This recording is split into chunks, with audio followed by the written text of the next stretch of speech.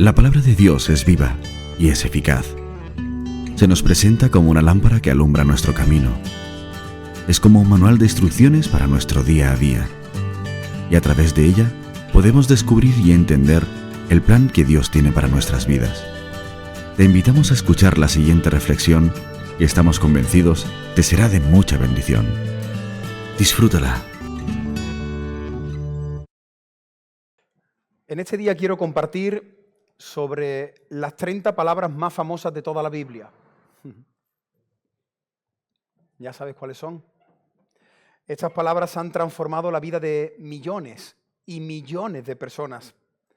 Estas palabras han cambiado el destino eterno de niños, jóvenes, adultos, ancianos. En estas palabras se encuentra resumido el glorioso mensaje del Evangelio. Hoy, con la ayuda del Señor, vamos a meditar en el versículo más conocido por todos los cristianos, pero mi opinión es que también es uno de los versículos más mal interpretados por todos los cristianos.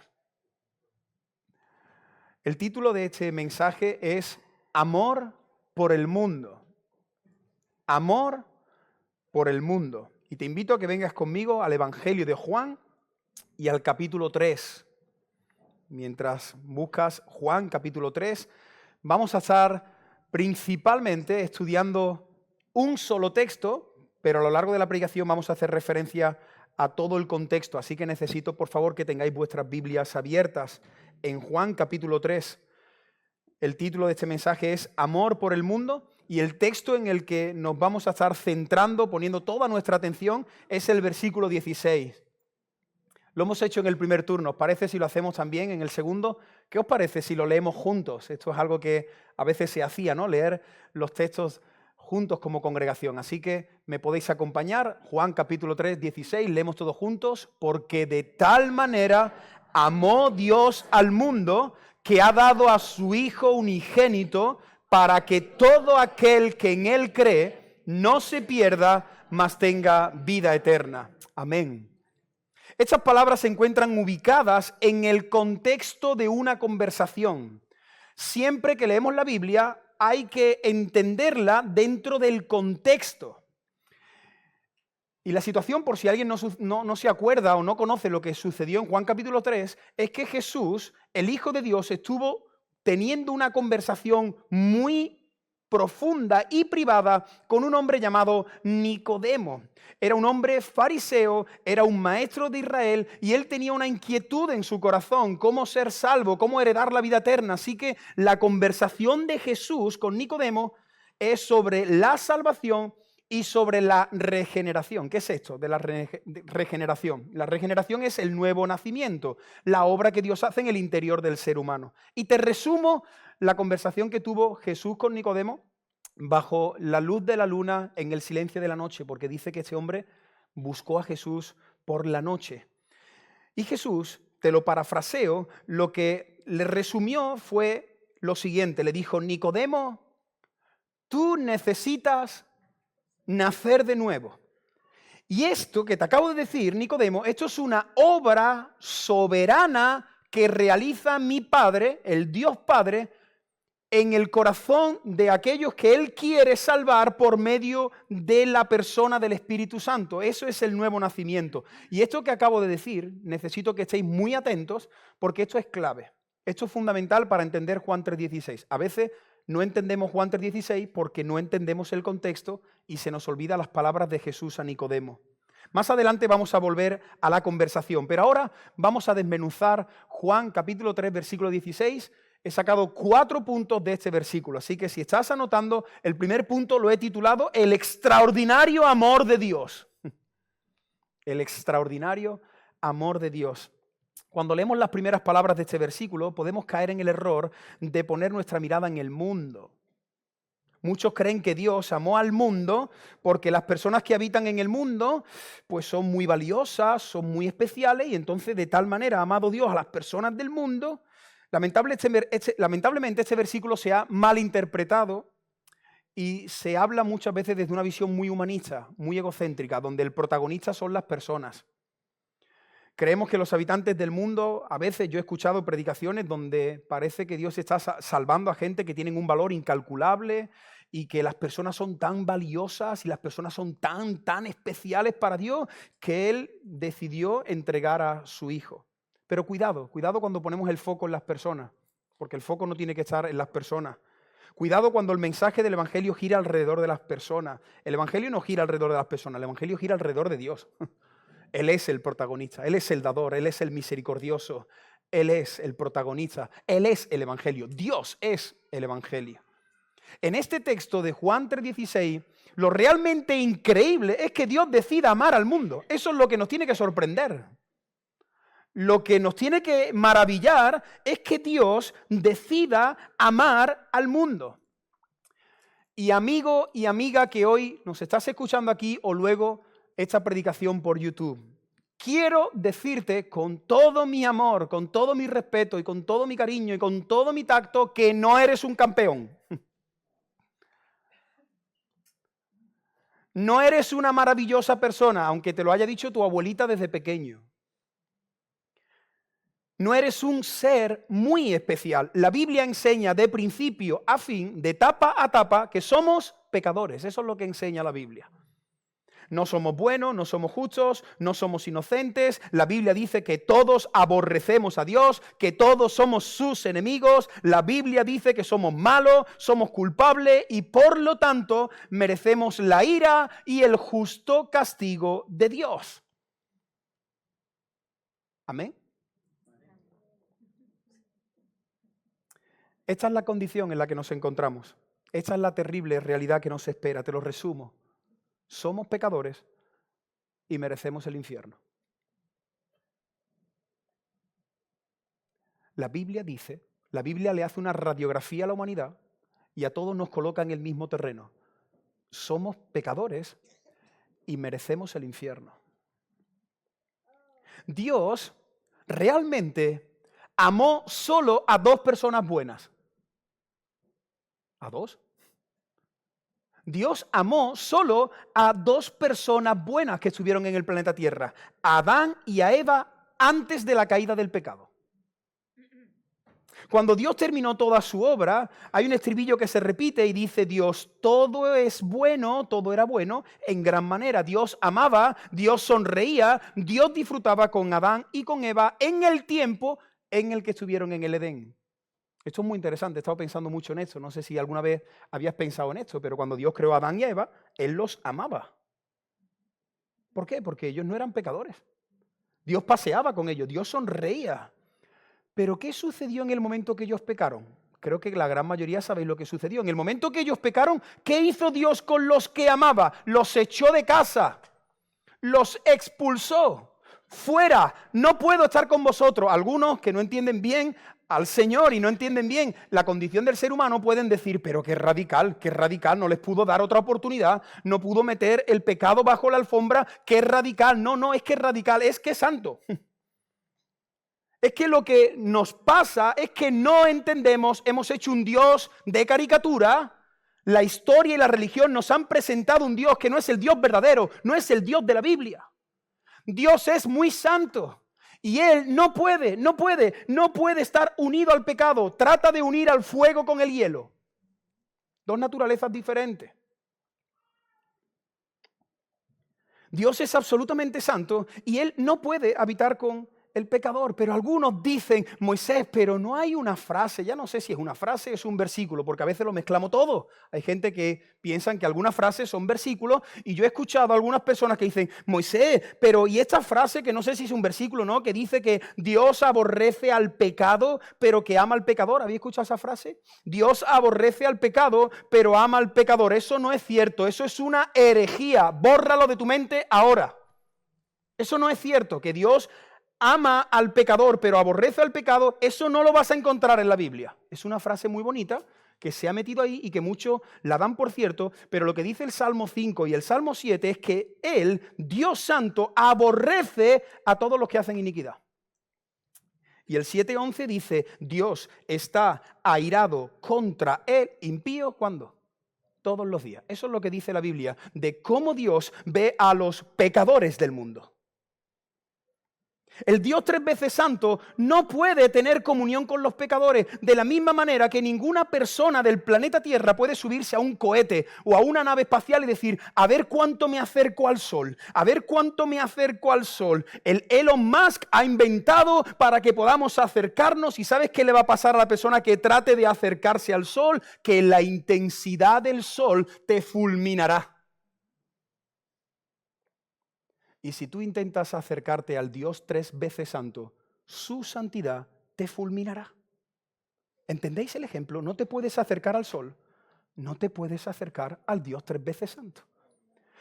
En una ocasión hubo un hombre que el Señor le mostró una parte de su presencia, un poco de su gloria, el profeta Isaías. Y cuando él vio la hermosura, la presencia de Dios, él no dijo, qué guay, qué bien se está aquí, me tomo un selfie, hago un directo. ¿Qué dijo el profeta Isaías? ¡Ay de mí, que soy hombre muerto!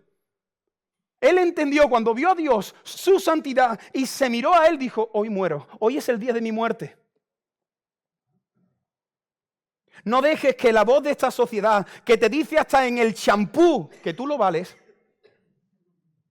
y todo gira alrededor de nosotros, y todas las películas, y todas las frases, todo gira alrededor de los seres humanos, que somos muy buenos, que tenemos una gran capacidad, que persigamos nuestros sueños. Eso es una frase anticristo, eso es una frase que viene rodando desde el infierno. No escuches la voz de esta sociedad, pero tampoco escuches la voz de tu corazón. Escucha la voz de la Biblia que te dice que no eres bueno, no eres valioso, no eres especial. La Biblia te dice que tú y yo somos pecadores. Cuando Adán y Eva pecaron, inmediatamente, esto es lo que enseña la Escritura, inmediatamente el pecado de Adán fue imputado, pasó a toda la humanidad. Él es nuestro representante. En Adán pecamos todos. Algunos no entienden esto y dicen, pero es que eso me parece injusto. No, no estás entendiendo. Lo que Dios dice es que si quitan a Adán y te ponen a ti, tú hubieras actuado igual. Dios probó a la humanidad en Adán y la humanidad en Adán nos rebelamos contra Dios. Todos estamos destituidos de la presencia de Dios. Y entonces eso sucede en Génesis 3 y cuando tú pasas la página, en Génesis 4, no hace falta que lo busques, solamente pasas una página y vemos a dos hermanos en el campo, uno que se llama Caín, y lleno de celo y lleno de envidia, coge una piedra y empieza a golpear el cráneo de su hermano y sus manos se manchan de sangre. ¡Qué locura! Acaban de ser expulsados y el pecado ya está dentro y dice que Dios te ama más a ti que a mí, te mato. ¿Ves el pecado de los seres humanos? Pero luego pasas otra página y llegas a Génesis capítulo 6 y la maldad, las personas, había tanta maldad en la tierra que Dios se asomó al balcón y dijo, pero ¿esto qué es lo que es? Hermano, no pasaron miles de años.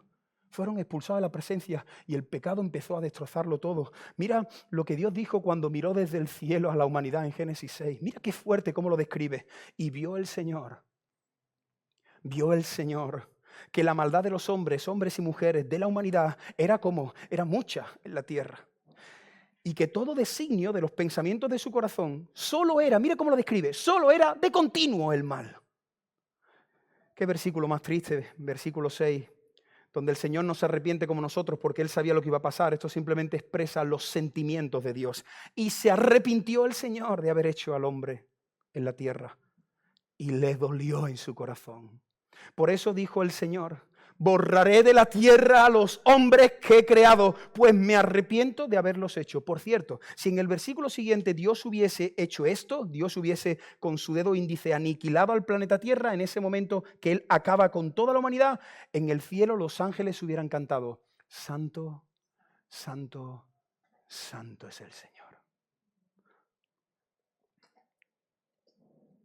Génesis capítulo 6 describe a la perfección el estado espiritual en el que se encuentra nuestra humanidad.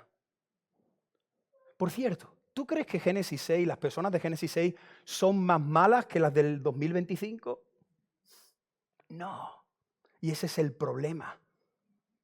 Que nosotros solamente vemos de manera física a la gente bañándose en la playa, pero en el corazón, Dios que ve el corazón, ve a pecadores que aborrecen al Señor, que aman que no quieren amar al Señor. No hay ninguna diferencia entre la generación de Noé y la nuestra. De hecho, Jesús la compara. Jesús compara nuestra generación con la de Noé. Y por cierto, el corazón de Dios sigue sintiendo exactamente lo mismo en pleno siglo XXI. Sigue sintiendo lo mismo por la humanidad. Ahora, ¿por qué Dios no acaba con el planeta Tierra? ¿Por qué Dios no acaba? Si tú y yo nos indignamos cuando vemos las noticias media hora, ¿tú has visto las noticias media hora? ¿Qué siente tu corazón al escuchar que un padre mete a su hijo de 3 meses y lo tira en el vertedero a la basura? ¿Qué siente tu corazón cuando escuchas noticias de que un hombre estrangula con sus propias manos a su compañera? ¿Qué sientes tú cuando escuchas tantas cosas terribles? Pues imagínate el corazón del Dios 3 veces santo, lo que siente. Y la pregunta es, ¿por qué Dios no acaba con el planeta Tierra? Por su gracia y por su misericordia. Hay un texto en la Biblia que dice, por su misericordia no hemos sido consumidos. Y entonces Dios, que iba a destruir todo el planeta Tierra, viene el versículo 8 y mira lo que sucede. Pero Noé halló gracia ante los ojos del Señor. Algunas personas miran la vida de Noé y dicen, claro, en todo el planeta Tierra había uno que era un máquina y que amaba al Señor. No, halló gracia. Algo inmerecido, por favor, no pienses que Noé es un hombre completamente santo porque que no se te olvide lo primero que hizo Noé cuando se bajó del arca, que se la pegó, que se emborrachó, que durmió desnudo en su tienda. Además, en el caso hipotético de que Noé fuese completamente justo, santo, inocente, y su mujer también era, y sus hijos, y la mujer de sus hijos. ¿Entendéis? Al final Dios va a destruir el mundo y dice, no, voy a tener gracia de la humanidad. Y esto es lo extraordinario del amor de Dios. Por eso el primer punto se titula el amor extraordinario, el extraordinario amor de Dios, que ve a un mundo pecador y decide amarlo. Pero no pongas tu mirada en el mundo, pon tu mirada en el amor tan extraordinario que Dios ha tenido para con el mundo. Hoy vamos a tratar temas muy delicados, muy polémicos. Seguramente te marches de aquí no estando de acuerdo con algunas de las cosas que vas a escuchar, pero no las rechaces tan rápido. Medita, ora, lee la Biblia de adelante para atrás, de atrás para adelante, estudia, quémate las pestañas, vete en oración a tu habitación y que el Señor te muestre su voluntad. Lucha, pasa crisis de fe como las que pasé yo. Una pregunta, responde en tu interior. ¿Dios ama a todos los pecadores del mundo? Te la vuelvo a repetir. ¿Dios ama a todos los pecadores del mundo? ¿Qué respondería? ¿Sí o no? Esta mañana le pregunté al chat GPT, ¿no? Que parece ser que lo sabe todo. Le pregunté por curiosidad, ¿cuántos habitantes han pasado por el planeta Tierra? Dice nuestro amigo el chat, 117.000 millones de personas. 117.000 millones de personas probablemente han pasado por el planeta Tierra. ¿Tú crees que Dios ama a esos 117.000 millones de personas? Mi respuesta es no. Dios no ama a todos los pecadores del planeta Tierra. Porque Juan 3:16 no enseña que Dios ama a todas las personas sin excepción, sino que ama a todas las personas sin distinción. Ahora explicaré esta frase. Juan 3:16 no enseña que Dios ama a todas las personas sin excepción, sino que ama a todas las personas sin distinción. Pero para que podamos entender Juan 3:16, no podemos levantarnos de la mesa de Jesús y de Nicodemo. Es que lo que nos sucede a nosotros es que leemos la Biblia con las gafas del siglo XXI, desde mi cosmovisión de andaluz y desde lo poco o mucho que he estudiado, pero yo tengo que entender que esas palabras de Juan 3:16, ¿a quién fueron dirigidas principalmente? A Nicodemo. ¿Quién era Nicodemo? Un judío del primer siglo. ¿Qué creían los judíos del primer siglo? Que Dios, el Dios de Israel, solo iba a salvar a la nación de Israel. Ese es el contexto de esta conversación. Y no solamente del judío del primer siglo. Si tú vas hoy día a Israel y te paras allí en el Muro de las Lamentaciones y le dices a un judío que está allí rezando, dándose cabezazos contra el muro, besando el muro, y tú le dices, perdone, una pregunta, ¿a quién va a salvar el Dios de Israel? Tú vas a decir, hombre, analiza la frase. Al Dios de Israel. Y si tú quieres que Dios te salve, te tienes que meter en la nación de Israel, tienes que guardar todas las leyes, los mandamientos, tienes que hacerte un israelita. Porque los judíos y Nicodemo pensaba, creía y enseñaba que la salvación de Dios era para el pueblo de Israel. A través de Juan 3:16, Cristo está dejando muy claro, a partir de este momento, aunque ya en el Antiguo Testamento lo había dicho muchas veces Dios, que la salvación es para todo el mundo, no solamente para Israel. Y yo te puedo asegurar que cuando Nicodemo estaba allí escuchando a la 1:30 de la mañana en el silencio de donde estuvieran. Y de repente Jesús le dijo a Nicodemo, Nicodemo, de tal manera ha amado Dios a este mundo. Y cuando él escuchó esta palabra mundo y no dijo, de tal manera ha amado Dios a Israel, yo te garantizo, que tú no lo sabes, pero yo te garantizo que esas palabras, Juan 3:16, en la mente de Nicodemo fueron una bomba nuclear. Cuando Nicodemo escuchó estas palabras, él dijo, espera, me estás rompiendo todos los esquemas, no entiendo absolutamente nada. ¿Que la salvación es para todo el mundo?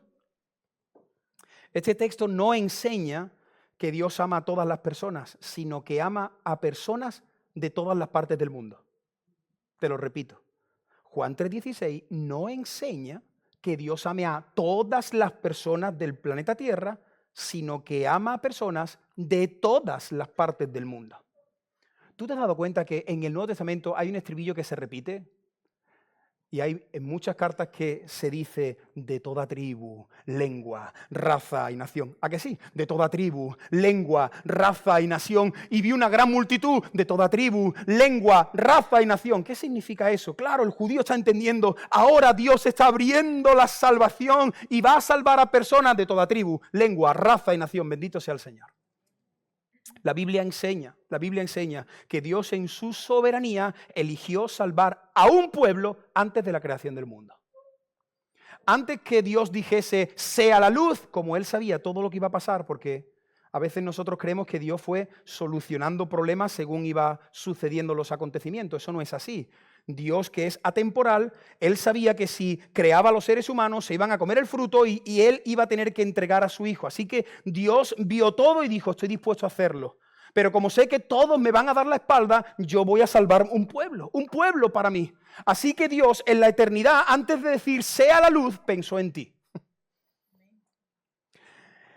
Y salvó a un pueblo. Y claro, como Él sabía que ese pueblo eran pecadores, dijo, bueno, ¿y cómo salvamos a este pueblo? Así que Dios en la eternidad pasada decidió salvar un pueblo y en la eternidad pasada le dijo al Hijo, tú vas a sacrificarte por mi pueblo. Tú vas a morir por cada uno de aquellos que yo he escogido en mi gracia y en mi soberanía. Otra bomba nuclear quizás para ti. Jesús no vino a morir por todas las personas del mundo. Jesús vino a morir por los escogidos de Dios. En Juan capítulo 17, te animo a que medites y estudies en profundidad. Juan 17, hay una oración donde Jesús está orando al Dios Padre por los discípulos que estaban en el presente y por todos los que iban a creer en su nombre. ¿Me puedes explicar este versículo, por favor? Jesús le dice al Padre, no ruego por el mundo. Espera, ¿cómo? Jesús le dice al Padre, Padre, no ruego por el mundo. ¿Cómo continúa el versículo? Sino por los que me diste. ¿Cuándo? En la eternidad pasada.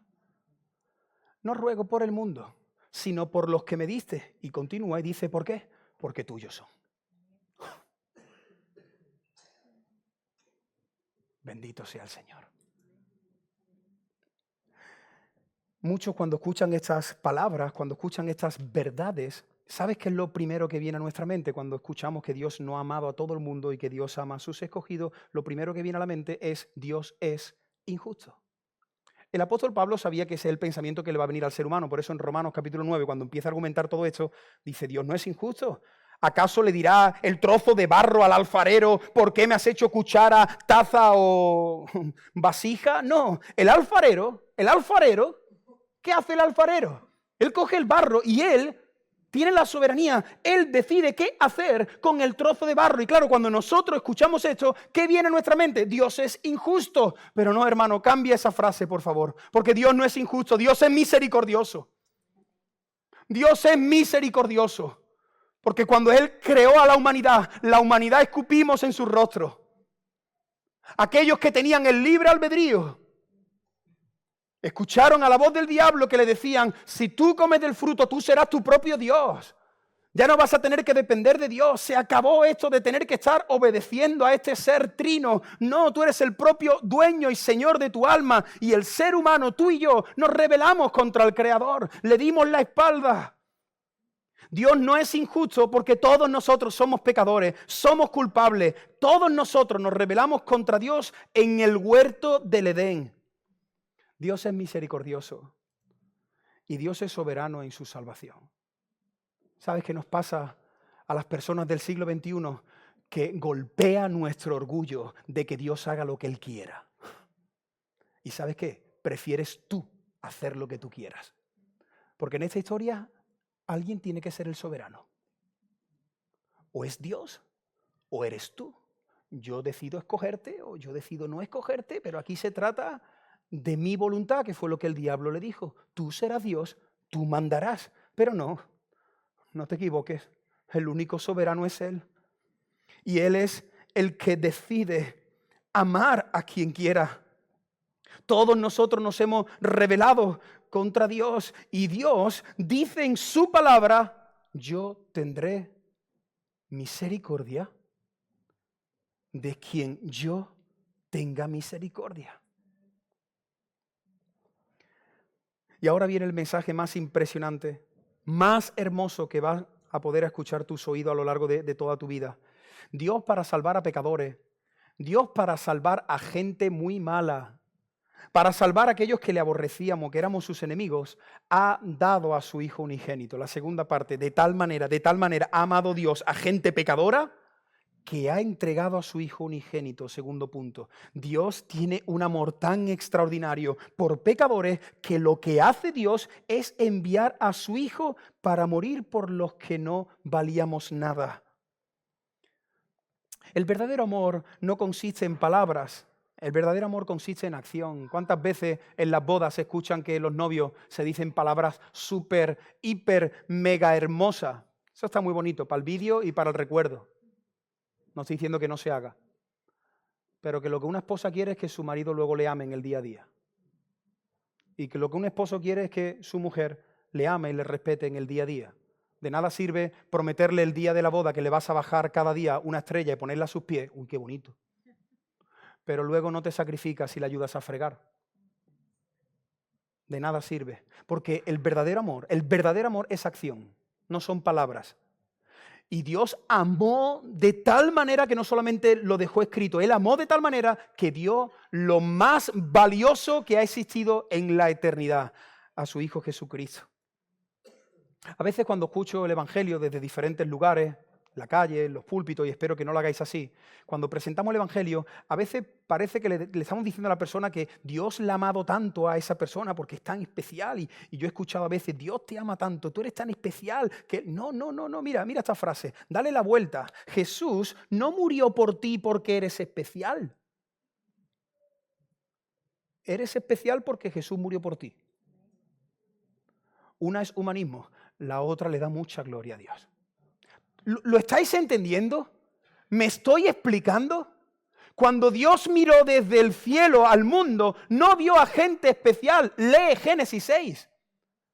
Vio a gente malvada que queríamos hacer con nuestra vida, cada uno de nosotros, nuestros planes, nuestros sueños, nuestros propósitos. Pero Jesús no murió por ti porque tú eras muy especial. No, eres especial porque Él ha decidido morir por ti. Y amigo y amiga, la salvación eterna de tu alma está única y exclusivamente en la persona de Jesús. No hay salvación fuera de Cristo, no hay. Solo Cristo salva. La Biblia dice en varios textos, Jesús dijo, yo soy el camino, el único camino. Yo soy la única verdad, yo soy la vida y nadie viene al Padre si no es por mí. Otro texto dice, y en ningún otro hay salvación, porque no hay otro nombre bajo el cielo dado a los hombres en que podamos ser salvos, porque hay un solo Dios y un solo mediador entre Dios y los hombres, Jesucristo hombre. Y Jesús dijo, el que tiene al Hijo, tiene la vida. El que no tiene al Hijo de Dios, no tiene la vida. Jesús quería dejarle muy claro a Nicodemo que la salvación se encuentra solo en Él. Jesús le dijo, Nicodemo, escúchame Nicodemo, ni la ley, ni los profetas, Nicodemo, solo yo. Por ese motivo ahora Nicodemo empieza a escuchar una historia que él la tenía muy presente en su mente como judío. Por eso no quiero que cierres tu Biblia. Si la tienes cerrada, ábrela en Juan capítulo 3. Porque ahora Jesús en esta conversación mete una historia que aparece en Números 21. No hace falta que vayas a Número 21. Pero Jesús, que le está explicando todo esto a Nicodemo, de repente le cuenta una historia bíblica. Y no le cuenta la historia de Jonás. No le cuenta la historia de Noé ni otra historia. ¿Qué historia le cuenta? Lo que sucedió en Números capítulo 21. ¿Tú te acuerdas lo que sucedió en Números capítulo 21? Lo que sucedió en Números capítulo 21 es que el pueblo de Israel se rebeló con Dios y se rebeló contra su líder, Moisés. Se rebelaron. Y no solamente una vez, sino varias veces. Y entonces el Señor dijo, hasta aquí, hasta aquí. Yo tengo gracia, yo tengo misericordia, pero ahora viene mi ira. Y entonces en Número 21, ¿saben lo que sucede en Números capítulo 21? Que Dios envía al pueblo serpientes. Qué alegría, ¿no? Tú estás ahí, de repente, comiéndote tu bocadillo de salchichón con tu biofruta y de repente empiezas a verte que estás rodeado de serpientes venenosas que se levantan y empiezan a morderte a tal punto que dice el texto que mordía a las personas y a los minutos morían en el desierto. ¿Puedes imaginarte la escena? Un desierto espantoso, terrible, lleno de serpientes que están mordiendo a personas. Y claro, las personas están tratando de controlar, de que no le muerdan a él, a sus seres queridos, a su esposa, a sus hijos. Y de repente, viendo que la gente está muriendo, el pueblo busca a Moisés. ¿Y qué le dicen a Moisés? Moisés, como siempre, Moisés clama a Dios.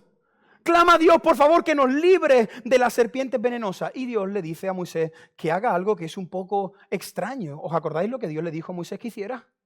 Constrúyete una serpiente. Una serpiente, sí, de bronce. Constrúyete una serpiente de bronce. Y entonces Moisés empieza, no sé cómo, pero rápido, empieza a construir una serpiente de bronce y dice, Señor, aquí la tengo, levántala, levántala, ponla en un asta, levántala bien alto para que el último que está allí, que le acaba de picar la serpiente y el veneno está en su cuerpo, el que mire a la serpiente, dice el Señor, el que mire a la serpiente se sanará. Eso es Número 21. Y entonces Moisés, imagínate la escena, Moisés levanta la serpiente y le dice a todo el pueblo, mirad a la serpiente.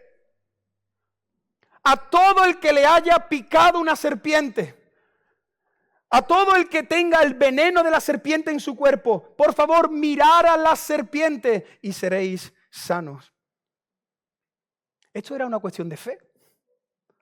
Era una cuestión de confianza, era una cuestión de obedecer. Yo estoy en el desierto, la serpiente me ha mordido y ahora me están diciendo que la única salvación, la única manera de sanarme y salvarme es mirar una serpiente de bronce. Yo creo que algunos de estos que hay, agnósticos, ateos, que si no le entra aquí no lo hacen, diría, qué tontería más grande, qué tontería mirar una serpiente de bronce, yo voy a tratar de sacarme el veneno y entonces probablemente algunos no miraron. Esto era una cuestión de fe. Dios le dijo al pueblo, poned vuestra mirada en la serpiente y el que mire a la serpiente se sanará. No intentes salvarte en tu fuerza, no te hagas un torniquete, no mires un vídeo de Fran de la jungla a ver cómo te tienes que librar de una serpiente que te ha mordido. No hagas esas tonterías, no trates de salvarte en tus obras. ¿Qué tengo que hacer? Mirar a la serpiente. ¿Por qué Jesús metió esta historia en la conversación con Nicodemo? ¿Por qué? ¿Habéis pensado en eso? Porque el Señor le dice a Nicodemo, de la misma manera que Moisés levantó la serpiente, el Padre me levantará a mí en la cruz. El Padre me levantará a mí en la cruz y aquel que me mire a mí será salvo. No tienes que hacer nada, no tienes que hacer obras, solamente tienes que mirar a Cristo. El que mira a Cristo, ese es salvo. ¿Tú sabes por qué Jesús mete esta historia con Nicodemo? Es impresionante. Porque Jesús sabe que a todos los seres humanos nos ha mordido la serpiente.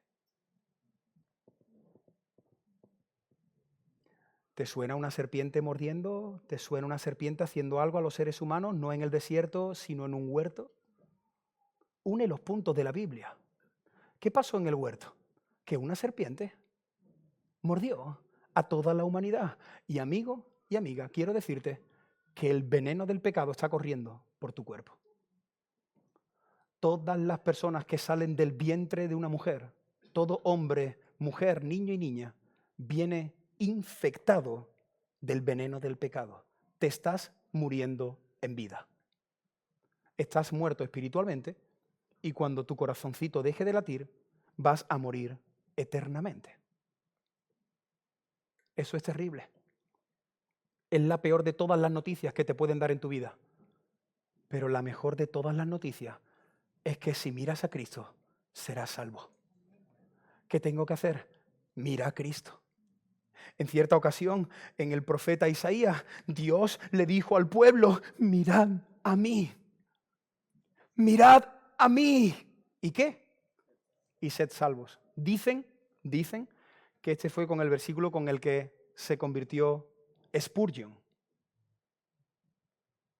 el príncipe de los predicadores, uno de los hombres que el Señor ha utilizado para predicar de una manera impresionante. ¿Conocéis la biografía de Spurgeon? Dicen que era un jovencito que entró en una iglesia tratando de huir de la lluvia tan intensa que estaba cayendo aquella tarde. Así que entró en la iglesia y en aquella época era muy complicado pues moverte de un lugar a otro, las carreteras no eran como hoy día, y entonces él se sienta atrás, empapadito de agua, esperando allí, escuchando, diciendo, ¿dónde me he metido los flipados? Mira, aquel con la mano levantada, aquel con un himnario, y la que toca el teclado solo sabe 3 acordes. Y ahí está el joven, esperando simplemente que deje de llover para seguir con su vida. Pero dice en su biografía que estaban esperando al pastor para que trajese la palabra. Y el pastor no llegaba. Por cierto, tenéis que estar preparados por si algún día el pastor no llega, que alguien venga aquí a predicar. Y el pastor no llega. Y entonces, ¿sabes qué? Ahí hay un grupito de hermanos y uno le dicen al zapatero. ¡Al zapatero! Hermano, ¿tú puedes llevar la palabra hoy? ¿Qué me estás diciendo? Dice Spurgeon que él estaba atrás, era un joven rebelde que solo estaba esperando que dejara de llover. Y un hombre tembloroso, con miedo, sin conocimiento, a un grupito de personas les predicó este pasaje.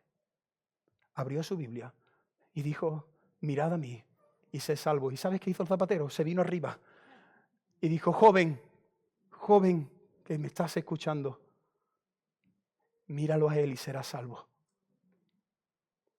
Y Spurgeon miró al Señor y fue salvo. A toda persona que me esté escuchando hoy aquí, mira al Señor y serás salvo.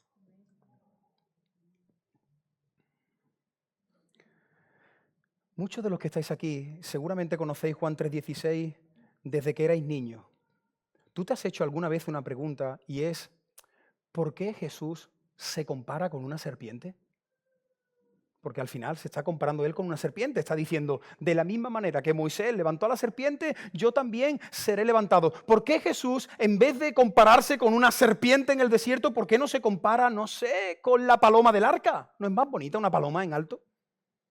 ¿Por qué Él no se compara con el corderito? El Señor me levantará como un cordero. ¿Tú sabes por qué el Señor se identificó con la serpiente? Y esto ha sido algo que me ha bendecido muchísimo en estas últimas semanas. Porque el Señor, cuando fue levantado en la cruz, escucha esto, se dejó morder por la serpiente. Vaya locura. Cuando Jesús es levantado en la cruz, Él es el ser más bueno, justo, santo, inocente que ha pasado por la eternidad. Nunca ha tenido ningún sentimiento de pecado. Nunca ha mirado con codicia a una mujer. Nunca llegó tarde a casa. Nunca una mentira. Nunca un sentimiento de orgullo, de vanidad. Nunca hipocresía en sus labios ni mentira. Nunca. ¿Tú sabes lo que tuvo que experimentar Jesús cuando de repente en la cruz el Padre lo abandona y los 117.000 millones de personas que han pasado por el planeta Tierra, toda su basura, toda tu miseria, todos tus pecados y los míos, el Padre hace así y los mete en el cuerpo de su Hijo y la serpiente muerde a Jesús? Y ahora vas a entender este versículo. Al que no conoció pecado, ¿por nosotros qué? Lo hizo pecado. Hay otros textos que dicen que cargó sobre él el pecado, sí, pero aquí va más a la experiencia que tuvo Jesús de identificarse con el pecador, y en el momento que él fue pecado, que Dios lo hizo pecado, el Padre hizo lo que hizo con la humanidad en el huerto. Lo abandonó y lo golpeó. Dice Gálatas capítulo 3, versículo 13, Cristo nos redimió de la maldición de la ley, hecho por nosotros maldición, porque está escrito, maldito todo el que es colgado en un madero. Cristo se hizo pecado, se hizo maldición para salvar a los pecadores, para salvar a los malditos, a ti y a mí. Para ser salvos, lo único que tenemos que hacer es mirar a Cristo, y tenemos que mirarlo con fe, y este es el tercer punto. Dice, para todo aquel que en Él cree.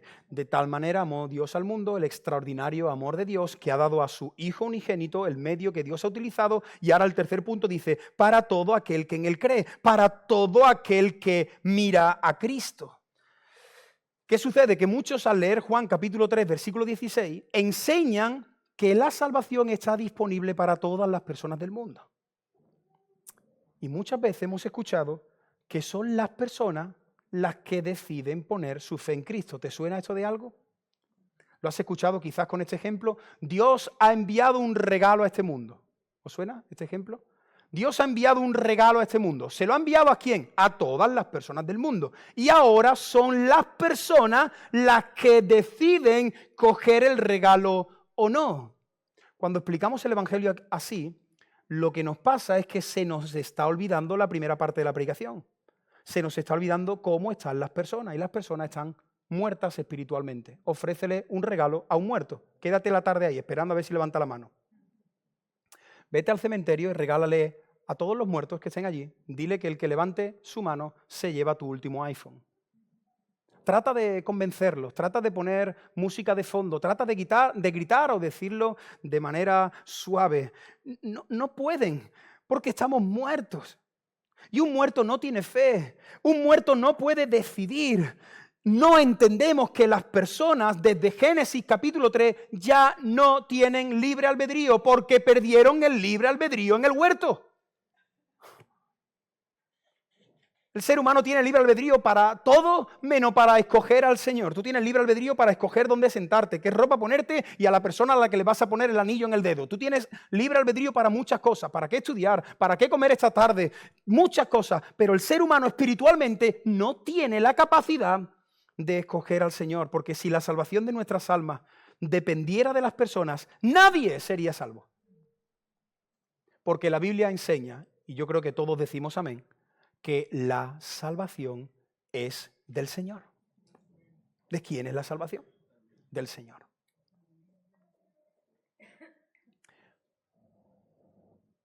Además, estaba pensando, no lo tenía aquí apuntado, pero lo he dicho en el primer turno.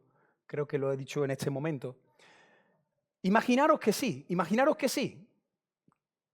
que Dios envió a su Hijo como regalo para que las personas se escogieran. De hecho, estaba pensando, y hay un momento donde parece que Dios está haciendo eso. Dios le presenta el regalo, y no como nosotros, que nosotros cuando le presentamos el Evangelio a la gente, pues las personas tienen que tratar de imaginarse a Jesús, pero hubo un grupo de personas que ellos sí estaban viendo al regalo. Dicen que aquellos que conocieron a Jesús, que nadie pudo señalarlo, ni sus familiares, ni sus propios hermanos, su madre que lo parió, nunca pudo encontrar un error en él. Así que Poncio Pilato, ¿os acordáis de esta escena? Poncio Pilato, delante de la multitud, les presenta a todos el regalo. Y les dice, aquí está Jesús, el Nazareno, yo no encuentro nada en él. ¿Queréis este regalo? Y les presentó otro regalo para que escogieran en el libre albedrío, para que los seres humanos escojan. Y les presenta otro regalito, Barrabás.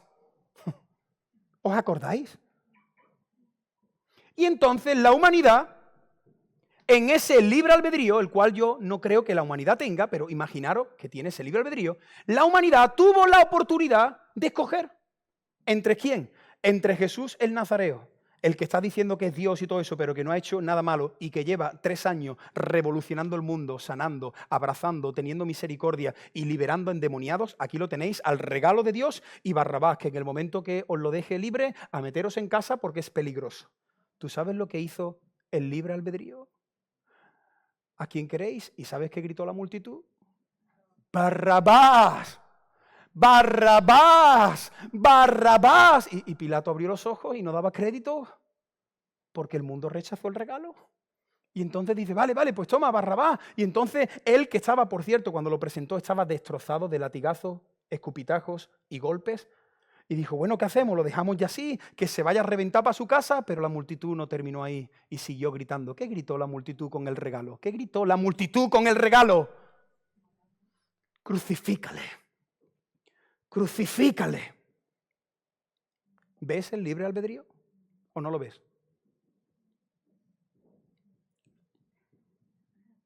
Jesús le dijo a Nicodemo, Nicodemo, necesitas nacer de nuevo.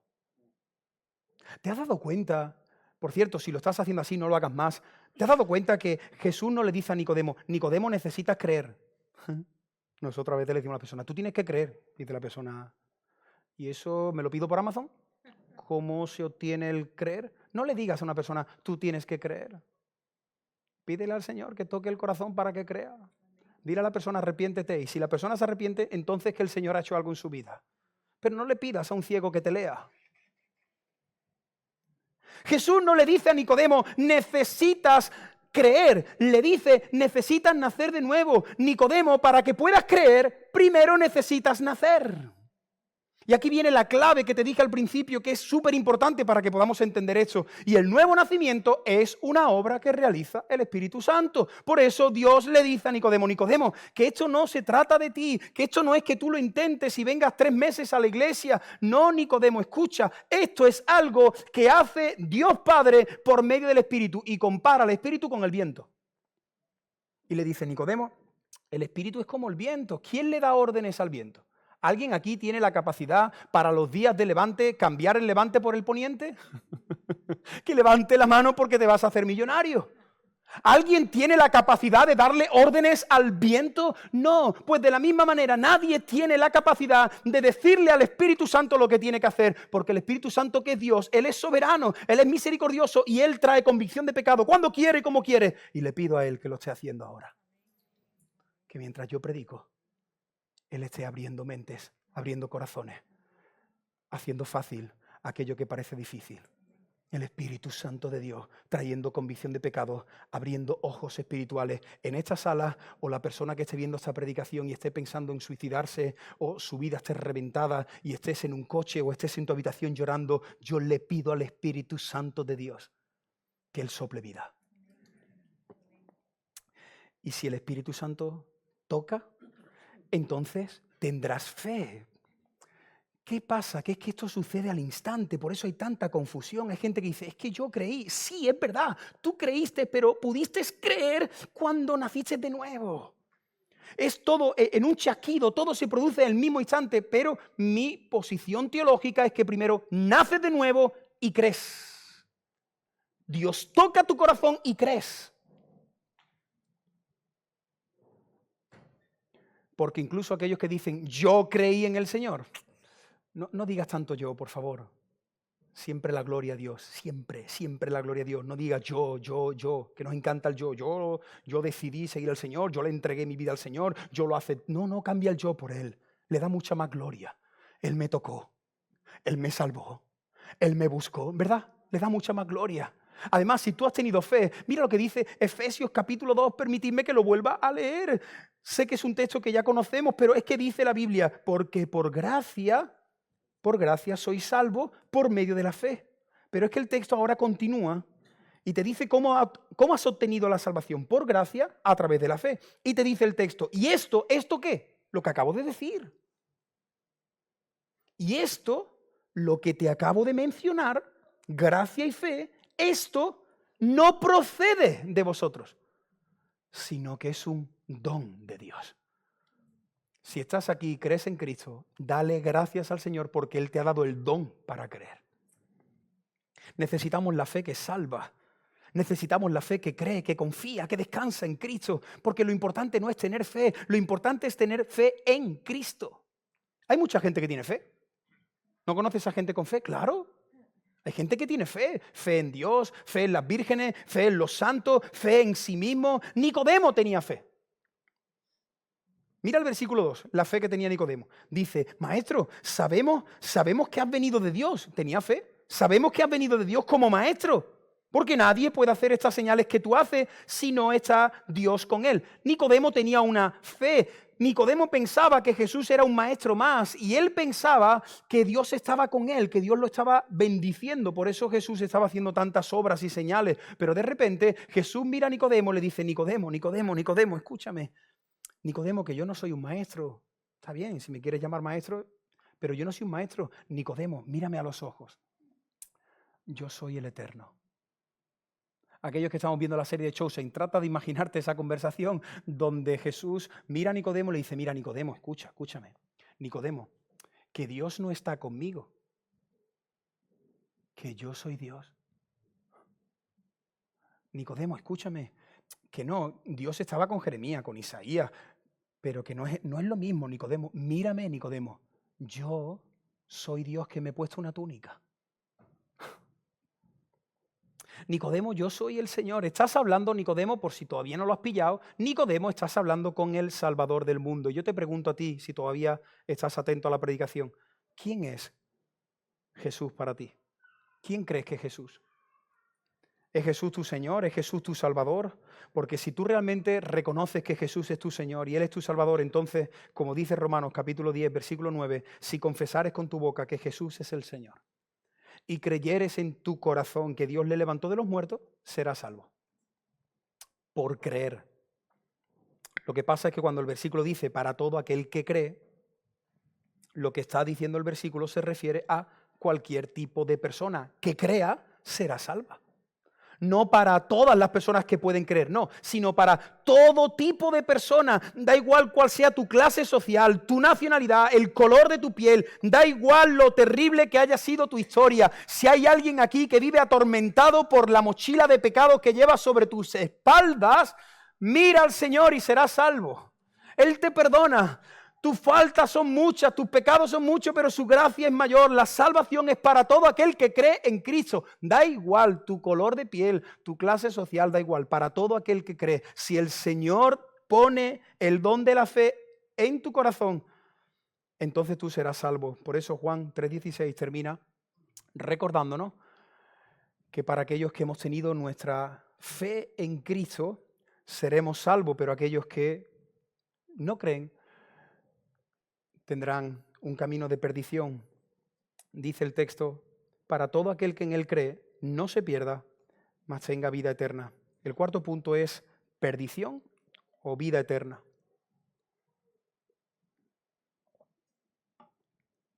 Muchas personas creen que tras la muerte dejaremos de existir para siempre. Seguro que tienes algún vecino, algún familiar que te dice, mira, yo lo que creo es que cuando se muere, pues ya está, se acaba todo. Te animo a que le pregunte esta semana, pregunta a las 10 personas. Mira, te puedo hacer una pregunta, ¿qué crees que pasa después de la muerte? Te vas a llevar un montón de sorpresas. Hay gente que te dice, no, yo no creo nada, yo creo que dejamos de existir. Mucha gente piensa eso. Otros te van a decir, no, yo creo que me voy a reencarnar en un animal o yo qué sé. Yo escuché una a una persona evangelizando que me dijo, yo creo que me voy a reencarnar en un gusano, me dijo. Hay gente que cree eso, que se van a reencarnar en un animal, en una persona. Y hay un montón de teorías, pero ¿qué dice la Biblia? La Biblia enseña que cuando nuestro corazón deje de latir, todos los seres humanos pasaremos la eternidad, o bien en la presencia de Dios o en el infierno. Eso enseña la palabra de Dios. Tú tienes tu teoría, nosotros creemos a la luz de la Biblia que cuando el ser humano deja de respirar aquí a este lado de la eternidad, cuando su corazón se para, hay dos destinos, el infierno o la presencia de Dios. Y Jesús terminó la conversación con Nicodemo mostrándole el destino que les espera a todos aquellos que son incrédulos, aquellos que viven su vida de espaldas a Dios. Mira una parte de la conversación.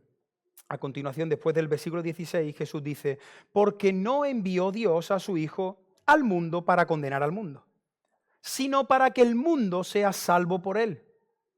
El que en él cree no es condenado, pero presta atención ahora. Pero el que no cree ya ha sido condenado. No dice el que no cree será condenado. No, si te das cuenta, dice el que no cree ya ha sido condenado. Porque no ha creído en el nombre del unigénito Hijo de Dios. Y esta es la condenación, que la luz vino al mundo y los hombres amaron más las tinieblas que la luz porque sus obras eran malas. Mira, Jesús no vino a condenar al mundo. ¿Tú sabes por qué Jesús no vino a condenar al mundo? Porque el mundo ya estaba condenado. A veces no se entiende este texto tampoco. Dice, yo no he venido a condenar al mundo, si es que el mundo ya fue condenado en Génesis capítulo 3. En Génesis capítulo 3, la humanidad le dio la espalda al Señor y el juez dictó sentencia y dijo, yo condeno a los incrédulos. Así que toda la humanidad estamos ahí en el grupo de los incrédulos. ¿Hay alguien aquí que ha nacido siendo creyente? ¿Alguien aquí nació con el Espíritu Santo? ¿Alguien aquí sopló las velas y le dijo al Señor, Señor, me arrepiento de mis pecados? ¿Hay alguien entre nosotros? No, todos nosotros somos los incrédulos. Y dice el texto que los incrédulos, por no creer en el unigénito Hijo de Dios, fueron condenados. ¿Cuándo? En Génesis 3. Pero dice ahora el Señor, yo no he venido a condenar al mundo. El mundo ya está condenado, pero he venido a salvar. He venido a salvar. De entre todos los condenados, he venido a salvar a un pueblo. ¿Para qué salva Dios a un pueblo? Para la alabanza de la gloria de su nombre. Jesús dijo, el que no cree ya ha sido condenado. Los incrédulos, como dice el texto, aman las tinieblas y van camino hasta la presencia del mismísimo infierno. Pero Dios en su gracia ha escogido un pueblo. Y ahora aquellos que estamos en Cristo hemos pasado de muerte a vida. Mira cómo lo dice la Biblia. Estabais muertos y habéis pasado de muerte. ¿Por qué? Porque estábamos en la muerte. ¿Veis esos textos? Habéis pasado de muerte, porque estabais en muerte, habéis pasado de muerte a vida. Dice otro texto, habéis pasado de las tinieblas, ¿a qué? A su luz admirable. Dice otro texto, hemos pasado de la perdición a la vida eterna. ¿Os dais cuenta dónde estábamos? Estábamos allí. Y el Señor nos rescató de este lugar a la vida eterna. Y la última pregunta para terminar. Dice que todo aquel que en Él cree no se perderá, sino que tendrá vida eterna. ¿Qué es la vida eterna? Si alguien te preguntase, ¿qué es la vida eterna? Espero que no digas estar una eternidad en un lugar muy bonito, con animales, en calles de oro, mar de cristal. La vida eterna, dice Jesús en Juan capítulo 17, versículo 3, esta es la vida eterna. Que te conozcan a ti, el único Dios verdadero, y a Jesucristo a quien has enviado. Eso es la vida eterna. Cuando tengas que explicarle a alguien qué es la vida eterna, dile, la vida eterna es conocer a Dios, conocer a Cristo. Y por cierto, hay muchos cristianos que piensan que la vida eterna comienza cuando tú mueres. La vida eterna comenzó para ti en el momento que el Señor entró en tu vida. Ya tienes la vida eterna. ¿Sabes por qué ya tienes la vida eterna? Porque ya estás conociendo a Dios. Porque ya estás conociendo, poquito a poco, pero estás conociendo a Jesús. Ya tienes la vida eterna. Estás empezando a saborearla. Como cuando yo llego a casa y Ángela prepara una comida espectacular y me deja que meta la cucharita. Me dice, todavía no, que no han llegado los niños, pero claro, ella se escapa o algo y meto la cuchara varias veces. ¿Por qué? Porque quiero saborear lo que me espera luego. Ya estamos saboreando la vida eterna. La vida eterna es conocer al Dios verdadero y nosotros, muchos de los que estamos aquí, estamos disfrutando del Dios verdadero y estamos disfrutando de Jesucristo. ¿Y sabes qué va a pasar cuando ya nosotros estemos en la vida eterna? Que lo vamos a, permitirme esta expresión, lo vamos a flipar. Porque vas a estar una eternidad conociendo al Eterno. La vida eterna consiste en conocer al Eterno. Por eso necesitamos una vida eterna, porque vamos a conocer a alguien. Yo me imagino que cuando yo llegue el primer día, ¿no? Yo llegue el primer día, yo veo aquello y yo haga. Y entonces pase, yo qué sé, pase la mitad de la eternidad, yo me encuentre con Pablo por allí. Y entonces Pablo me mire y yo esté así. Y tú me digas, Moisés, ¿qué te pasa? Y yo vea a Pablo y Pablo. Y pasan más siglos y nos miramos de nuevo y te levantas por la mañana, que no hay mañana, y nos miramos por allí y estamos... ¿Por qué? Lo digo de broma, pero de verdad. Será una sensación eterna de estar sorprendido, una sensación eterna de estar asombrado, porque mis ojos estarán viendo al rubio y señalado entre 10.000, al bello de los bellos, aquel que tendrá aquí 2 marcas, las tendrá aquí y aquí. Y yo al mirar sus marcas, Y yo miraré sus marcas y diré, Señor, por esas marcas yo estoy aquí.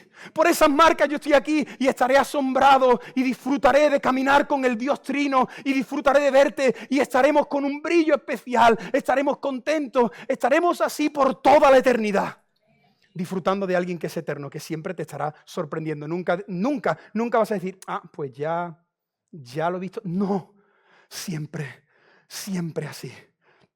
Por los siglos de los siglos, la vida eterna, que te conozcan a ti y a Jesucristo. Te uno esto con el principio de la predicación. El pecado nos echó de la casa. La serpiente nos mordió. Pero Dios nos ha amado de tal manera que ¿sabes lo que ha hecho? Te ha dicho, vengo a morir por ti. ¿Sabes por qué? Porque quiero estar contigo eternamente. Pero Señor, si yo fui el que gritó Barrabás, Señor, pero a mí, si yo fui el que dije, crucifícale, Señor, pero tú has hecho esto porque quieres estar eternamente conmigo cuando yo era un fornicario y era un idólatra y era un rebelde con mis padres, pero Señor, tú has hecho eso por mí de tal manera te he amado a ti que no te lo mereces, que he hecho todo esto para salvarte y escogerte. ¿Sabes para qué? Para llevarte de nuevo al Edén. Porque la Biblia es un círculo que empieza en el Edén y terminará en el Edén. Dios con su pueblo por una eternidad. Amigo y amiga, si estás aquí sin Cristo, quiero decirte que el veneno corre por tu cuerpo, que el diablo te mordió. Y lo único que puedes hacer, amigo y amiga, mira a Cristo y serás salvo. Si hoy el Espíritu Santo transforma tu corazón, corre hacia Cristo en arrepentimiento y fe, porque dice Jesús, el que a mí viene, yo no le echo fuera. Y hermano y hermana, si estás aquí y el Señor ya te ha salvado, estas son cosas que tenemos que escuchar cada cierto tiempo, porque si no, parece que no valoramos que Dios nos haya salvado. Si tú has sido salvo por el Señor ahora mismo, márcate un baile, adora, agradece, celebra que Dios te haya salvado a través de Cristo. En Juan 3:16 estamos estudiando las doctrinas de la gracia y esta semana estaba pensando, ¿y sabes qué? En Juan 3:16 están todas las doctrinas de la gracia. Primero, éramos pecadores, depravación total. Segundo, Dios nos eligió, Dios escogió, la elección de Dios. Tercero, Jesús murió por nosotros, la expiación particular o incondicional. En cuarto lugar, el Espíritu Santo nos transformó, su gracia irresistible. Y aquellos que somos del Señor no nos perderemos para nunca, seguridad de salvación. Las 5 benditas doctrinas, que yo sé que esto mucha gente las odia, las aborrece, se enfadan. Pero son doctrinas hermosas, porque son doctrinas de gracia para aquellos que no merecíamos la gracia. Por eso nosotros podemos terminar diciendo, como hemos dicho al principio en Juan 3:16, no sé si está ahí, lo tenemos ahí en pantalla, o se ha quitado. Si no, terminamos diciendo, ¿qué os parece si lo leemos nuevamente todos juntos, entendiendo, espero que entendiendo mucho más profundo este texto? ¿Terminamos juntos? Porque de tal manera amó Dios al mundo que ha dado a su Hijo unigénito para que todo aquel que en Él cree no se pierda, mas tenga vida eterna. Amén.